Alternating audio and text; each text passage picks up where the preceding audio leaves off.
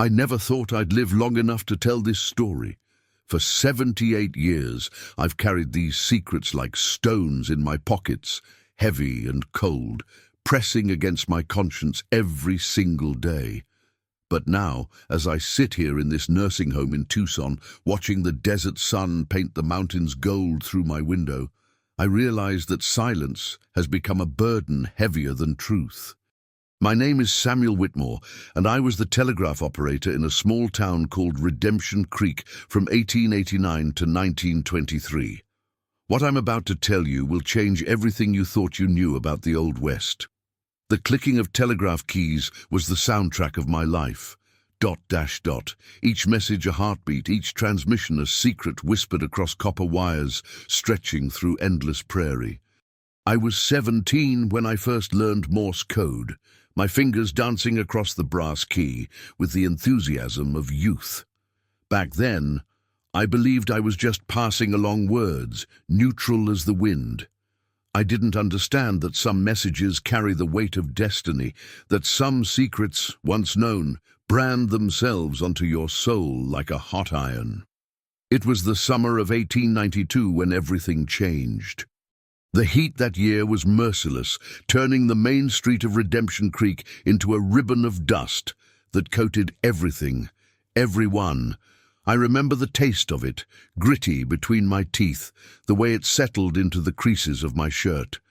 If you're finding value in this story, I hope you'll consider subscribing and sharing it with others who appreciate history's hidden truths. Hit that hype button to help this channel grow, because these stories deserve to be heard before they're lost forever. My telegraph office was a small wooden structure next to the general store, barely larger than a horse stall. The walls were thin, and through them I could hear Mrs. Henderson gossiping with customers, the clink of coins, the creak of floorboards. Inside my domain, it smelled of oil and metal, of paper and ink. The telegraph machine sat on a scarred wooden desk, its brass components gleaming in the lamplight like a mechanical oracle. I spent 12 hours a day in that chair, my hand on the key, my ear tuned to the rhythmic clicking that connected our small town to the wider world. I knew everyone's business. That was the nature of the job.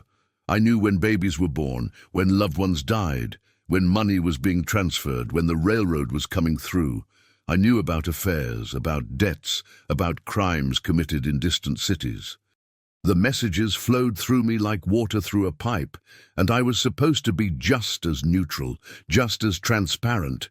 But neutrality, I learned, is a luxury that disappears the moment you're forced to choose between what's legal and what's right. The first message arrived on August 14th, 1892, at precisely 3:47 in the afternoon. I remember because I'd just wound my pocket watch, a gift from my father before he died. The clicking started, urgent and insistent. My pencil moved automatically, transcribing the dots and dashes into letters, letters into words. It was addressed to Sheriff Marcus Dalton, marked urgent and confidential. The message was from a U.S. Marshal in Santa Fe. Dalton, stop, your brother Jacob wanted for murder in 3 territories. Stop, federal warrant issued. Stop, marshals arriving Redemption Creek August 20th. Stop, cooperate or face charges as accessory. Stop. My hand froze. Jacob Dalton was the town's deputy, a quiet man with sad eyes, who'd helped my mother carry groceries when her arthritis got bad. He'd taught Sunday school. He'd saved a child from a runaway horse just last month. A murderer? The word seemed impossible, like calling the sun cold or the desert wet. But there it was, transmitted across hundreds of miles of wire, official and undeniable. I should have delivered it immediately. That was my job, my duty, my legal obligation. Instead, I sat there, staring at the words I'd written, feeling the weight of them pressing down on my chest like a physical thing. The afternoon light slanted through the window, illuminating dust motes that danced in the air like tiny spirits. Outside, I could hear children laughing, the sound of a hammer striking an anvil, the normal sounds of a town that didn't know its world was about to shatter. I folded the message and put it in my pocket. I told myself I needed time to think, to understand, to decide what to do. But the truth was simpler and more cowardly. I was afraid. Afraid of being the messenger who destroyed a man's life, afraid of the consequences of knowing too much, afraid of choosing wrong. That night I couldn't sleep. I lay in my narrow bed above the telegraph office, listening to the wind rattle the shutters, feeling the paper crinkle in my shirt pocket with every breath. I thought about Jacob Dalton, about his wife Martha and their 3 children. I thought about Sheriff Marcus, a hard man but fair, who'd lose his brother and his reputation in one blow. I thought about justice, about law, about the difference between the two. The next morning, another message arrived. This one was from Jacob Dalton himself, sent from a telegraph office in Silver City, addressed to his wife. "Martha, stop, must leave for a time, stop. Tell children I love them, stop. Do not worry, stop, will explain when I return. Stop, Jacob." He didn't know about the warrant yet. He didn't know the marshals were coming. He was walking into a trap. I delivered that message to Martha Dalton personally.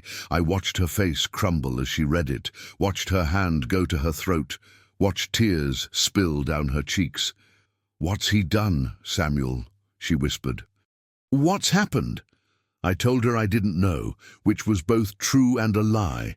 I knew what he was accused of, but I didn't know if he'd actually done it. There's a universe of difference between those two things. Over the next 3 days, more messages came. I learned that Jacob Dalton had been a different man before coming to Redemption Creek, that he'd ridden with a gang in Texas, that during a bank robbery gone wrong, 3 people had died, including a pregnant woman. The details were brutal, specific, damning, but I also learned something else. Jacob had turned himself in after that robbery, had served 5 years in prison, had been released early for good behavior. He'd changed his name, moved west, started over. The murders he was wanted for now were different ones, committed 2 years ago in New Mexico, while Jacob had been living peacefully in Redemption Creek. Someone had confused him with his cousin, another Jacob Dalton, who was the real killer. It was a mistake, a bureaucratic error that would cost an innocent man everything he'd built, and I was the only one who knew. I spent those 3 days in agony, the messages piling up in my desk drawer like evidence of my cowardice. I drafted a dozen telegrams to the marshal's office, explaining the mistake, but never sent them. Who was I to contradict federal authorities? A small-town telegraph operator with no proof beyond the word of a reformed criminal. They'd laugh at me, or worse, charge me with obstruction. On August 19th, the day before the marshals were due to arrive, Jacob Dalton returned to town. I watched from my window as he rode down Main Street on his chestnut mare, dust rising behind him like a ghost. He looked tired but peaceful, a man coming home after a long journey. He didn't know that home was about to become a prison. That evening, I made my decision. I walked to the sheriff's office just as the sun was setting, painting the sky in shades of blood and fire. Sheriff Marcus was at his desk, cleaning his rifle, the smell of gun oil sharp in the air. I handed him all the messages, every single one, including the ones I should have delivered days ago. He read them in silence, his face hardening with each word. When he finished, he looked at me with eyes that could have melted steel. "You held these back," he said. It wasn't a question. "Yes, sir," I replied, because I needed to be sure. I explained what I'd learned about the mistaken identity, about Jacob's past and his redemption, about the real killer still out there. Marcus listened without interrupting, his jaw working like he was chewing on something bitter. "You had no right," he finally said. "No right to decide what I should know and when." He was correct, and we both knew it, but you did it anyway. He stood up, walked to the window, stared out at the darkening street. "My brother's not perfect, Samuel. I know what he was, but he's not a murderer, not anymore, and not of those people in New Mexico." The next morning, when the federal marshals arrived, Sheriff Marcus was ready. He had documentation, witness statements, telegraph confirmations from people who'd seen Jacob in Redemption Creek on the dates of the New Mexico murders. He had a lawyer from Santa Fe who'd ridden through the night. He had the truth, organized and undeniable. The marshals were angry at first, defensive about their mistake, but facts are stubborn things. By noon, they'd sent telegrams back to Santa Fe, confirming the error, clearing Jacob's name. I watched it all from my telegraph office, transmitting the messages that would free an innocent man, my fingers steady on the key, despite the trembling in my chest. Jacob Dalton stood in the street, his wife clutching his arm, his children pressed against his legs, as the marshals apologized and rode away. He looked up at my window and our eyes met. He nodded once, a gesture of understanding that carried more weight than words ever could. But the story doesn't end there. It never does, not really. 2 weeks later, I received another message, this one from the marshal's office in Santa Fe. They'd caught the real Jacob Dalton, the killer, in El Paso. During his arrest, he'd confessed to 17 murders across 4 territories, 17 lives ended by a man who shared a name with someone trying to live a decent life. The message thanked Sheriff Marcus for his cooperation and mentioned almost as an afterthought that the telegraph operator in Redemption Creek had shown commendable initiative in pursuing the truth. Commendable initiative. That's what they called my crisis of conscience, my days of agonizing over right and wrong, my decision to break the rules I'd sworn to uphold. I kept that message in my desk drawer for 30 years, reading it whenever I doubted myself, whenever I wondered if I'd done the right thing. Because here's what I learned in those terrible days in August 1892. Information is power, but it's also responsibility. Every message I transmitted, every secret I kept or revealed, had consequences that rippled outward like stones thrown into still water. I wasn't just a neutral conduit for other people's words. I was a human being with judgment, with conscience, with the ability to choose between blind obedience and moral courage. Over the next 31 years, I transmitted thousands of messages. Most were mundane, forgettable, the ordinary business of ordinary lives. But some, a handful, were like that first one, carrying the weight of destiny. I learned to recognize them, to feel their importance in the urgency of the clicking, in the careful choice of words. And I learned when to deliver them immediately and when to pause, to investigate, to make sure that the truth being transmitted was actually true. I helped stop a lynching in 1897 by delaying a message that falsely accused a Mexican ranch hand of theft until I could verify his alibi. I prevented a young woman from being forced into an arranged marriage in 1903 by accidentally routing her desperate telegram to her aunt instead of her father. I exposed a corrupt land agent in 1911 by keeping copies of his fraudulent transactions and sending them to the territorial governor. Each time, I broke the rules. Each time, I risked my job, my reputation, my freedom. Each time, I chose what was right over what was legal. Not everyone agreed with my choices. Sheriff Marcus, despite everything, never fully trusted me again. He understood why I'd done what I did, but he couldn't forget that I'd held back information, that I'd made decisions that weren't mine to make. "You're not a judge, Samuel," he told me once. "You're not God. You don't get to decide what's true and what matters." He was right, of course, but someone had to decide, and in those moments, alone in my telegraph office with secrets clicking through the wire, that someone was me. The Old West you see in movies and read about in books is a simplified place, where heroes wear white hats and villains wear black, where justice is swift and clear. The real West was messier, more complicated, full of grey areas where good people did bad things and bad people sometimes did good. The telegraph was the nervous system of that world, carrying information that could save lives or destroy them, and I was one of the nerve endings, feeling every pulse, every shock, every moment of pain and joy. I retired in 1923 when the world was changing faster than I could keep up with. Telephones were replacing telegraphs, radio was emerging, the age of instant communication was beginning. Young operators came in who saw the job differently than I did, who understood efficiency and protocol, but not the weight of the words they transmitted. Maybe that was better. Maybe the world needed less judgment and more neutrality. But I don't think so. Now, sitting here at 78, my hands too arthritic to work a telegraph key even if I wanted to, I think about all those messages, all those secrets. Most of the people involved are dead now. Jacob Dalton died in 1920, a respected member of the community, surrounded by children and grandchildren who never knew how close he came to losing everything.